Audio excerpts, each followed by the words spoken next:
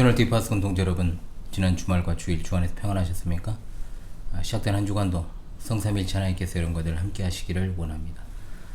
이번 주에도 변함없이 하나님 말씀 중심의 삶을 살아가시기를 원하오며 효노리와 함께하는 올해 34번째 고뇌 여정 출발하도록 하겠습니다. 2025년 34주차 하나님의 말씀은 누가복음 7장 21절의 말씀이 되겠습니다. 자, 함께 해봅시다. 마침 그때 예수께서 질병과 고통과 및 악귀 들린 자를 많이 고치시며 또 많은 맹인을 보게 하신지라. 누가복음 7장 21절 말씀. 아멘. 다시 한번 해보겠습니다. 마침 그때 예수께서 질병과 고통과 및 악귀 들린 자를 많이 고치시며 또 많은 맹인을 보게 하신지라. 누가복음 7장 21절 말씀. 아멘. 예, 오늘 계속 이어서 누가복음 7장 18절로 23절의 본문을 가지고 이번 주 말씀 해설을 진행하도록 하겠습니다. 먼저 해당 본문을 낭독하도록 하죠. 누가복음 7장 18절로 23절입니다.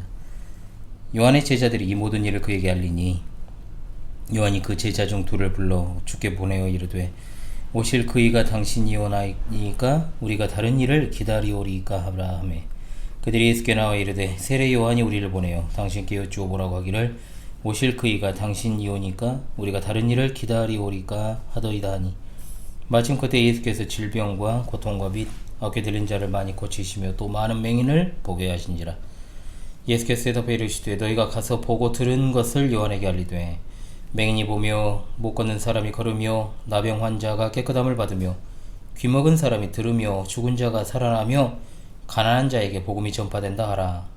누구든지 나로 말미암아 실족하지 아니하는 자는 복이 있도다 하시니라. 아멘. 예, 누가복음 7장과 8장에 걸쳐서 전개되는 내용은 예수님의 갈릴리 전기 사역에 관한 말씀들입니다. 갈릴리 전기 사역 역시 12사도의 임명을 기준으로 1차 그리고 2차 사역으로 나뉘는데 오늘은 2차 갈릴리 사역의 세 번째 시간이 되겠습니다. 지난 시간 나인성 과부의 아들을 살리신 사건 11절로 17절에 이어서 세례 요한이 제자들을 보내 질문한 내용, 그리고 예수님의 답변, 또 세례 요한의 삶과 사역에 대한 예수님의 평가를 이제 기록하는 본문이 이어지죠. 자, 그래서 예수님의 길을 예비했던 세례 요한님, 예수님께서 세례받으러 나오실 때 성령을 통해 그분이 메시아이심을 깨달았고, 또한 자신의 제자들이 예수님께 나아가는 것을 볼 때도 말리지 않고 그는 흥하여야 하고 나는 쇠하여야 하리라 말하면서 오히려 예수님께 적극적으로 인도했던 사람입니다. 그런데 예수님이 메시아이심을 알았던 그가 갑작스럽게 의심이 생긴 걸까요? 그의 제자들을 보내서 그분이 메시아이신지 확인했다는 거 좀 이해하기 어려운 부분이죠. 따라서 우리는 이 본문을 읽을 때 들 수 있는 오해를 좀 차단하고 이 본문을 바로 보아야 됩니다.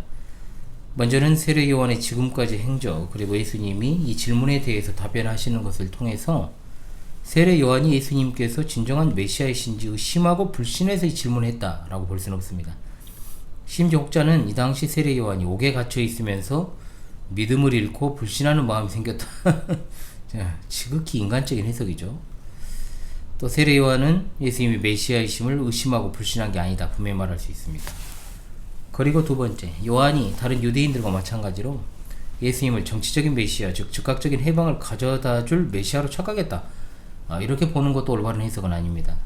이것조차도 세례 요한을 그 당시 유대인들과 똑같은 반열에 놓고 보는 건데, 세례 요한의 사역 자체가 예수님의 길을 예비하는 것입니다. 또한 그는 예수님이 공의로운 심판을 행하실 자로 외쳤으므로 유대인들이 가지고 있던 메시아관을 그가 똑같이 가지고 의심했다는 마음으로, 그런 마음으로 질문했다라고 보기는 어렵습니다. 자, 그렇다면 세례 요한은 어찌하여 제자를 보내 이런 질문을 한 것일까요? 자, 거기에는 두 가지 정도의 이유가 있어요. 먼저는 세례 요한이 처해 있는 상황은 옥에 갇혀 있는 상황이다. 언제 죽임당할지 모르는 살얼음판 같은 상태에 처해 있는 것이 현실이다 라고 하는 겁니다. 그러다 보니까 예수님의 사역 자체가 세례 요한이 보기에는 좀 더뎌 보이는 게 사실이었을 거고, 또한 요한의 메시지가 예수님께서 불러오실 공의로운 심판에 관한 메시지였기 때문에 일어났던 예수님의 심판 사역을 고대하면서 자신을 따르는 제자들이 오히려 의심이 생김으로 제자들로 하여금 직접 예수님께 가르침받기 원하는 마음으로 이 질문을 제자들로 하여금 하게 했다, 이렇게 보는 게 좋겠죠.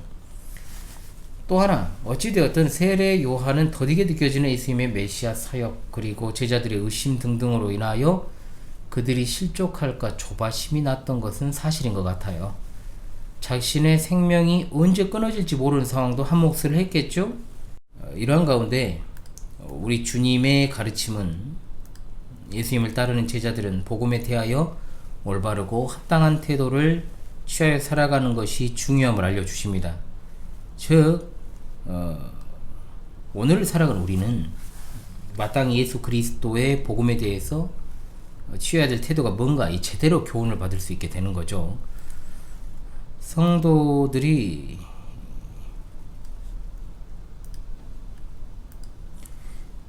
이러한 가운데 우리 주님의 가르침은, 예수님을 따르는 제자들은 복음에 대하여 올바르고 합당한 태도를 취해 살아가야 된다. 그러므로 우리도 마찬가지입니다. 마땅히 예수 그리스도의 복음에 대해서 어떤 태도를 취해야 될 것인가 제대로 교훈받게 되는 거죠. 주께 사랑하시는 파수꾼 동지들이여, 우리는 세례 요한의 사역에 피할 수 없는 커다란 복을 받은 신약교회의 성도로서 다시 오실 주님을 예비하는 종들임을 알고, 오늘도 변함없이 하나님 말씀에 아멘과 순종의 삶으로 화답하시는 여러분 되시길 바랍니다. 18절의 말씀, 요한의 제자들이 이 모든 일을 그에게 알렸다 했습니다. 이 당시 세례 요한은 헤롯 안디바의 부정한 행동을 책망한 것으로 인해 옥에 갇혀있던 상황입니다. 비록 투옥된 모임이지만 요한의 제자들은 예수님을 따라다니며 그분이 행하는 사역과 말씀을 유심히 보고 귀담아 들었습니다. 세례 요한은 이미 제자들에게 예수님이 어떤 분이시니 가르쳤기 때문에 그렇게 할 수 있었던 거죠. 그런데 여기서 그들이 알린 이 모든 일은 바로 직전에 있던 나인성 과부의 독자를 살리신 사건을 비롯 지금까지 예수님께서 행하고 가르치신 놀라운 일들과 말씀들 중 대표적인 것을 가리키는 것입니다. 그러자 19절에 요한이 제자 중 둘을 불러 주께 보내어 묻기를, 오실 그이가 당신이 오니까 우리가 다른 일을 기다리오리이까 하라 했다 했습니다. 즉 오실 그이라는 말은 메시아를 가리키는 칭호입니다. 다른 일을 기다리오리이까 라는 말은 세례 요한이 다른 메시아가 있는 것 아닌가 하는 의구심을 가지고 개인적으로 질문하는 것이라기보다, 세례 요한의 제자를 비롯한 그 당시 많은 유대인이 그만큼 메시아를 간절히 기다리는 모습을 반영하는 질문이다라고 볼 수 있는 겁니다. 그들이 바라던 메시아는 바로 정치적 메시아입니다. 로마의 압제로부터 다윗 왕국의 영광을 회복할 메시아, 그리고 하나님의 선민 이스라엘이 옛 영광을 되찾는 것 등, 당연히 사람들이 보기에 메시아의 사역은 그런 기대와는 달랐던 것이 사실입니다. 그는 진노와 심판 대신에 반대로 세리와 죄인의 친구가 되어주시고 병자를 고치고 죽은 자를 살릴 뿐만 아니라 용서와 사랑을 선포하시는 모습들이 나옵니다. 이런 모습은 세례 요한이 외쳤던 심판의 메시아의 모습과는 사뭇 달라 보이는 것도 사실이었습니다. 그렇다면 진정으로 예수님께서는 사랑과 긍휼과 자비만 있고 심판은 없으신 분이신가? 전혀 그렇지 않죠.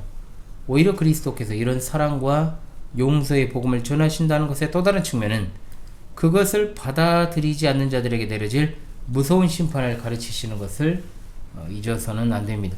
하나님의 사랑과 자비를 거부하는 자들에게 심판이 내려진다는 게 바로 예수님의 가르침이요 성경에 일관된 증거입니다. 그러므로 우리는 생각해야 됩니다. 복음은 구원의 유일한 길입니다. 그 말은 또 다른 측면을 생각해야 합니다. 뭡니까? 바로 복음을 받아들이지 않는 자들은 심판의 멸망을 자초한다는 것. 유일하다는 말은 그 외에는 다른 길이 없다는 말입니다. 복음 자체가 그저 사람들이 듣기 좋은 소식, 기쁜 소식으로만 생각하고 구원받는 길이라고만 생각을 하니까 그 이면에 있는 심판에 대한 무서운 소식보다 그저 이분법적 사고로 예수 믿으면 천국, 안 믿으면 지옥이라는 매우 원색적이고 천박한 복음의 이해로 그치고 많은 일들이 너무나 많습니다. 복음이 좋은 소식인 이유는 다름 아니라 모든 인류가 처해 있는 현실, 즉 죄와 허물로 죽어있는, 즉 그 현실 상태를 하나님의 독생자 예수 그리스도께서 해결하셨다는 것 때문입니다. 즉 죄로 말미암아 영원한 사망에 처해질 수밖에 없는 인생들 중 택함받은 자들에게 예수 그리스도로 인한 생명의 길이 열렸기 때문에 참으로 복음인 것이죠. 따라서 복음에서 심판이라는 용어는 없고 사랑과 자비와 긍휼과 같은 단어로 심판과 지옥 형벌을 가리려는 태도는 옳지 못합니다. 그러므로 예수님 당시 세례 요한의 제자들을 비롯해서 유대인들이 생각하는 것처럼 하나님의 심판이 왜 로마에게 그리고 우리의 대적자들에게 메시아는 심판을 가하지 않는가 하는 식의 의문은 성립될 수 없는 겁니다. 그들이 예수 그리스도로 말미암은 복음을 듣지 않은 것 자체가 심판이요, 또한 그 심판은 그들이 받아들이지 않음으로 인한 현재적 심판이지만 동시에 마지막 날 최후 심판의 날 그들이 받게 될 형벌을 미리 예고하는 것이므로 그야말로 무서운 겁니다. 죄악이 참으로 관영한 시대의 모습을 보고 계십니다. 그렇죠? 의문을 좀 품고 계십니까? 왜 하나님은 그들에게 무서운 심판을 가하지 않는가? 왜 악인들은 형통한가? 왜 의인들은 고난을 계속 받는가? 그야말로 너무나도 오랫동안 지속되어 온 믿는 성도의 질문 아닙니까? 의문 아닙니까? 그러나 우리 동지들이요, 복음 자체가 심판인 것을 기억하십시오. 그들은 자신들의 형통함으로 인해서 절대로 복음을 받지 않을 것이요, 복음은 유일한 구원의 길이므로 그것을 받아들이지 않는다는 건 심판의 멸망을 자초하는 것이기 때문입니다. 그러므로 파수꾼 동지들이요, 다시 말씀드립니다. 시대가 악해진다고 믿음이 연약해지거나 뒤로 물러나는 것은 결코 제자의 모습이 아닙니다. 오히려 시대가 악할수록 우리는 구원의 메시지이자 강력한 심판의 메시지인 복음을 가감없이 바르게 우리 입술로 삶으로 전해야 될 줄로 믿습니다. 그것이야말로 다시 오실 주님의 길을 예비하는 신약시대 제자들의 모습인 줄로 압니다. 그를 믿는 자는 심판을 받지 아니하는 것이요, 믿지 아니하는 자는 하나님의 독생자 이름을 믿지 아니하므로 벌써 심판을 받은 것이니라. 아멘. 이는 하나님의 공의로운 심판의 표요, 너희로 하여금 하나님 나라에 합당한 자로 여김을 받게 하려 함이니 그 나라를 위하여 너희가 또한 고난을 받느니라. 아멘. 자, 이어서 21절과 22절을 주목하게 되면 마침 그때라는 표현이 나오죠. 이번 주 말씀. 즉 요한의 제자들이 의심을 품고 예수님께 나와 질문을 했을 그때 예수님의 하시는 일을 직접 그들이 보았다는 걸 강조하는 겁니다. 그 질문을 던질 때 예수님께서 많은 병자들과 귀신 들린 자를 많이 고치시며 또 많은 맹인을 보게 하셨다라고 했습니다. 예수님은 그들의 질문에 대해서 그래, 맞다, 네 말이 맞아, 내가 메시아다 라고 답하지 않으시고 직접 보여주신 거예요. 그리고 그들이 깨닫기를 바라신 거죠. 즉 그들의 눈앞에 펼쳐지는 예수님의 사역이 바로 예수님의 메시아이심을 드러내는 확실한 증표였다는 거죠. 이와 같은 맥락에서 실제로 세례 요한이 하나님 예수님의 하시는 일이 메시아의 일이라는 걸 모르고 제자들을 보낸 것은 아닐 겁니다. 왜냐? 그는 그야말로 예수님의 길을 예비하는 구약의 마지막 선지자이자 그리고 선지자 중에 선지자, 구약 성경에 예언된 메시아의 사역을 모를 리가 없기 때문이니까요. 그러나 그의 제자들은 직접 보고 듣는 현장 학습이 필요했기 때문에 그들 둘을 파송한 겁니다. 그들 둘은 그것을 보고 또한 다른 세례 요한의 제자들에게 그 사실을 알리고 그들의 믿음을 굳건하게 했을 것임은 당연한 일 아닙니까? 그리고 적어도 요한의 제자들이 예수님의 행위를 통해 그분이 어떤 분이신지를 알 수 있는 통찰력 정도는 배워서 알 것이기 때문에 엄청난 학습 효과를 불러일으키겠죠. 그래서 예수님은 22절에 보고 들은 것을 요한에게 알리라고 하신 겁니다. 이미 말씀드렸습니다. 그들의 질문에 예수님이 내가 바로 그 메시아다, 맞다 네 말이 라고 말씀하지 않았어요. 그야말로 현장 학습입니다. 그대로 예수님 맹인을 보게 하시고 못 걷는 사람을 걷게 하시며 나병 환자가 깨끗함을 받고 귀먹은 사람이 들으며 죽은 자가 살아나고 가난한 자에게 복음이 전파되는 모습 그대로를 전하라고 말씀하신 겁니다. 즉 예수님께서는 자신의 정체성을 물어서 제자들의 믿음이 실족되지 않도록 하기 위한 세례 요한의 질문에 직접적 답변을 해주는 대신에 주님이 행하시는 것을 직접 보여주신 겁니다. 자, 한마디로 무슨 말이 필요하냐는 거죠. 보고 판단해라. 예수 그리스도의 정체성에 대한 가장 확실한 답변은 바로 우리 주 예수 그리스도의 생애입니다. 즉 삶과 사역입니다. 구약의 선지자들에게 예언하게 하신 대로 하시고 또한 살아가셨기 때문에 예수님의 삶과 사역을 보면 분명히 알게 되므로 말이 필요 없다. 이사야 29장 18절 말씀, 그날에 못 듣는 사람이 책에 말을 들을 것이며 어둡고 캄캄한 데에서 맹인의 눈이 볼 것이며 35장 5절로 6절입니다. 그때 맹인의 눈이 밝을 것이며 못 듣는 사람의 귀가 열릴 것이며 그때에 저는 자는 사슴같이 뛸 것이며 말 못하는 자의 혀는 노래하리니 이는 광야에서 물이 솟겠고 사막에서 시내가 흐를 것임이라. 아멘. 그렇습니다.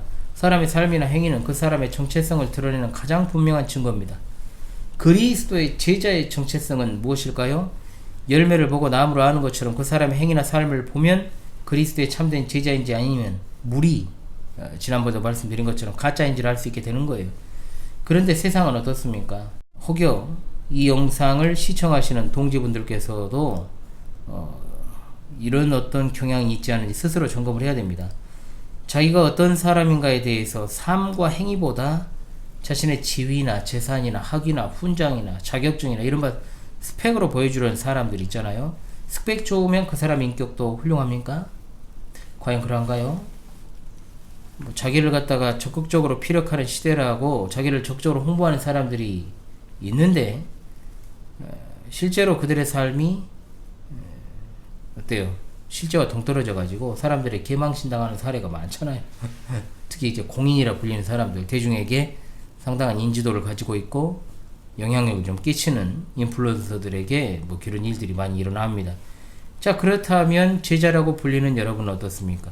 내가 어떤 성도라고 하는 것, 즉 기독교인으로서, 즉 교회의 대표자로서, 공인으로서 그것을 갖다가 증명하는 것은 내가 어떤 교회에 속해 있다, 또 내가 신앙생활을 몇 년을 했다, 또 내가 세례는 몇 년도에 받았고 직분 받은 지 몇 년 됐고 교회에서 이러이러한 봉사를 하고 있다. 자, 나는 우리 교회 목사님과 상당히 친밀하다. 이런 어떤 것을 자랑하고 소속교회를 자랑하고 연수를 자랑하고 직분을 자랑하고 목사와의 어떤 개인적 친분을 드러내도 그것은 제자임을 드러낸 정체성이자 신분증이 될 수 없습니다. 주의를 갖다가 우리가 온전하게 구별한단 말을 합니다. 물론 출석하지 않은 사람들은 말도 안 되겠지만은 어찌든 나와서도 뭐 정신 딴 데 있는 사람도 있거든요. 자, 그런 사람이 나는 마음으로 예수님 믿으니까 비록 어떤 상황이 닥쳐가지고 예배의 자리에 못 가지만 나는 성도다라고 하면은 얼마나 무슨 일이에요. 사실 삶은 어떤 정말로 불의하고 거짓과 편법이 난무하고 세상 사람의 어떤 가치 기준에서 조금도 벗어남이 없는 성물이에요. 그런데 나는 교회에 소속돼 있고 내 마음은 예수님을 믿으니까 나는 성도다, 그렇게 말한다면요, 교회에 소속돼 있고 예배 때 아멘도 잘하고 찬송도 잘 부르고 신앙 고백도 열심으로 하고 진짜 진심으로 성경 공부도 하는데 여전히 운세, 사주, 팔자, 재수가 있네 없네 안 믿는 사람들하고 아무런 거리낌 없는 교제를 나누는데 나는 성도라고 하면 좀 이상하잖아요. 언어나 행실이나 일상생활에서 아무리 눈을 씻고 찾아봐도 그리스도인으로서의 증거나 흔적이 없다. 그냥 내 마음은 교회를 향해 있으니까, 내가 목사와 친분을 유지하고 있고 또 교회에 소속되어 있으니까, 나는 주일에 교회 가니까, 또 심지어 이런 사람도 있어요. 내가 지금 교회는 안 나가고 있지만 나는 기독교인이다. 또는 교회에 마음이 있는 사람입니다. 라고 하면 사실 이런 사람들은 웃음도 아깝죠.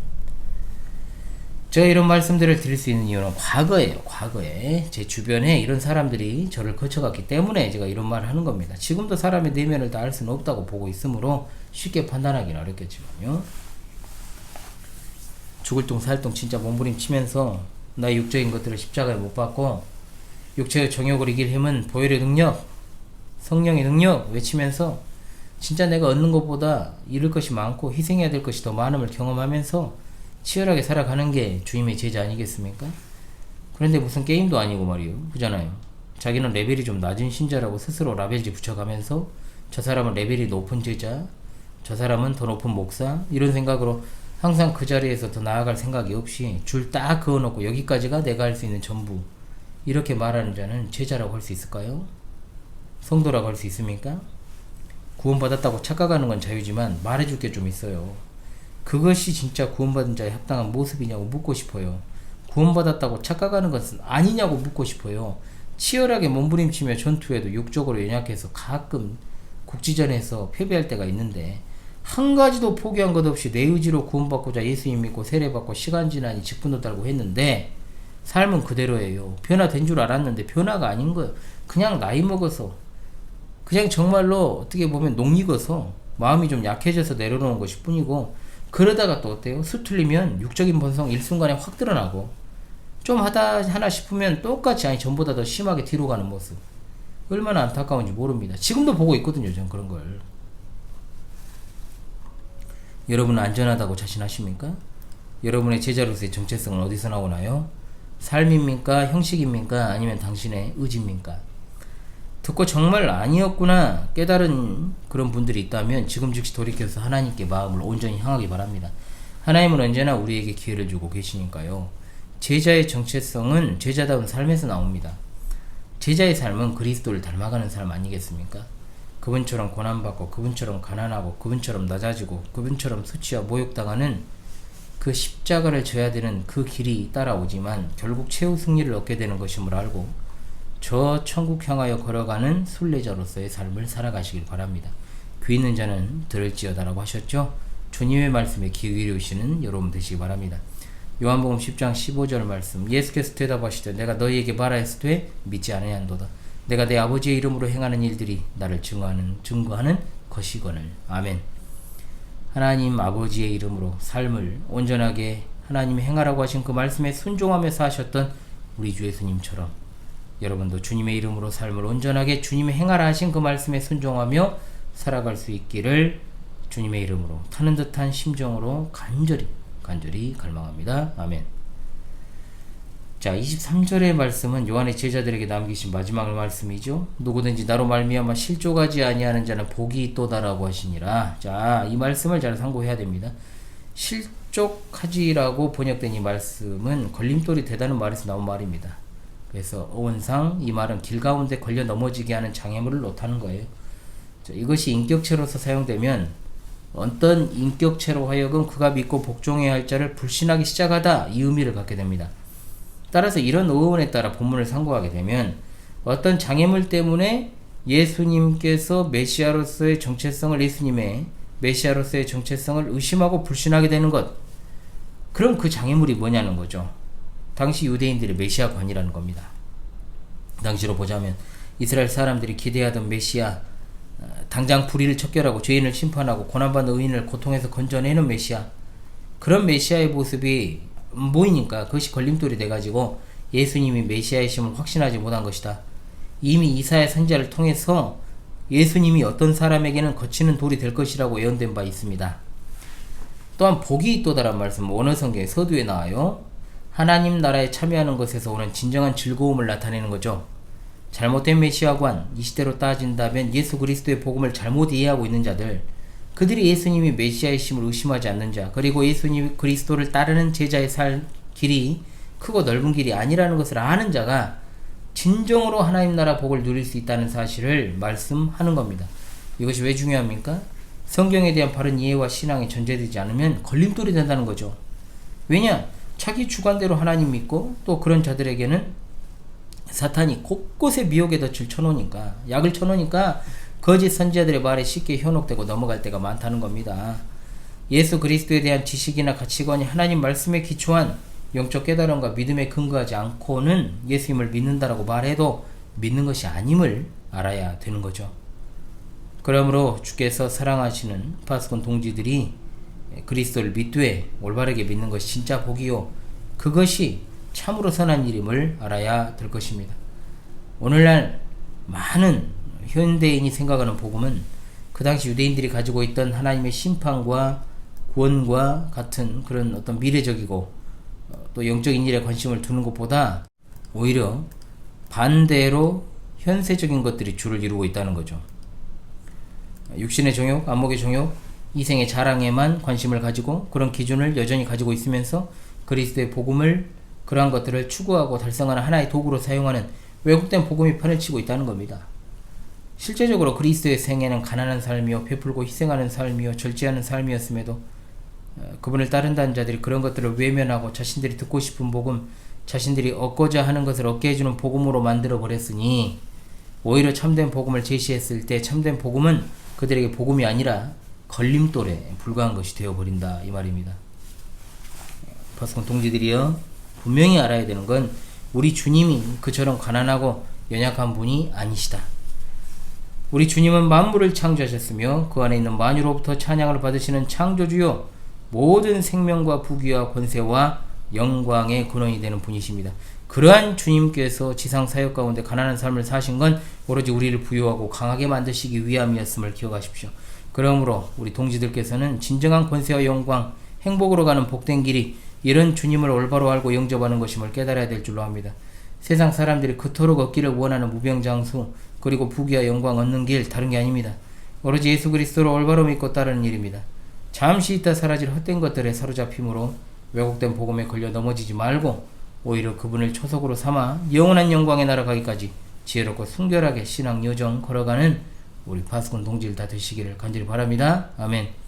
고린도전서 1장 23절로 24절 우리는 십자가에 못 박힌 그리스도를 전하니 유대인에게는 거리끼는 것이요 이방인에게는 미련한 것이로되 오직 부르심을 받은 자들에게는 유대인이나 헬라인이나 그리스도는 하나님의 능력이요 하나님의 지혜니라. 아멘.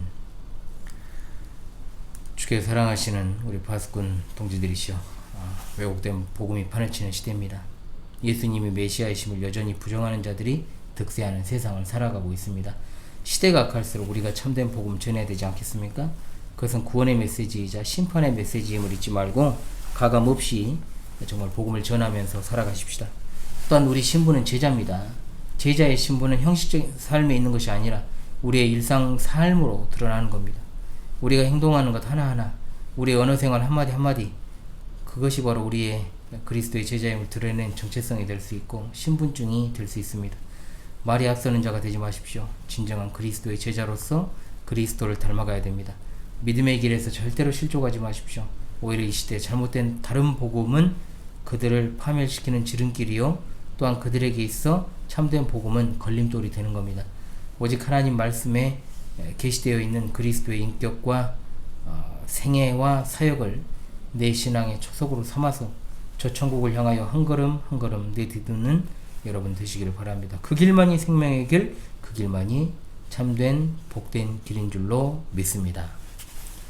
다시금 이번 주 하나님 말씀 외우면서 힘차게 한 주를 출발해 나가도록 하지요. 마침 그때 예수께서 질병과 고통과 및 악귀 들린 자를 많이 고치시며 또 많은 맹인을 보게 하신지라. 누가복음 7장 21절 말씀. 할렐루야 아멘. 찬송가 452장 부르며 이번 주 말씀 해설을 마치겠습니다.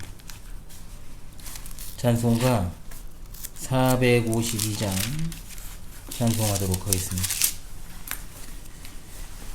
내 모든 소원 기도의 제목. 내 모든 소원 기도의 제목 예수님 닮기 원함이라. 예수님 영상 나 입기 위해 세상에 보아 아끼지 않네. 예수님 닮기 내가 원하네. 날 구원하신 예수님을 내 마음속에 지금 고도사 주님의 형상 인치소서. 무한한 사랑 풍성한 긍휼 슬픈 자 위로하시는 주. 길 잃은 죄인 부르는 예수 그 영상 담게 하옵소서. 예수님 닮기 내가 원하네. 날 구원하신 예수님을 내 마음속에 지금 고도사 주님의 형상 인치소서. 겸손한 예수 거룩한 주님 원수의 멸시 참으시사 우리를 위해 고난을 받은 그 주를 닮게 하옵소서. 예수님 닮기 내가 원하네.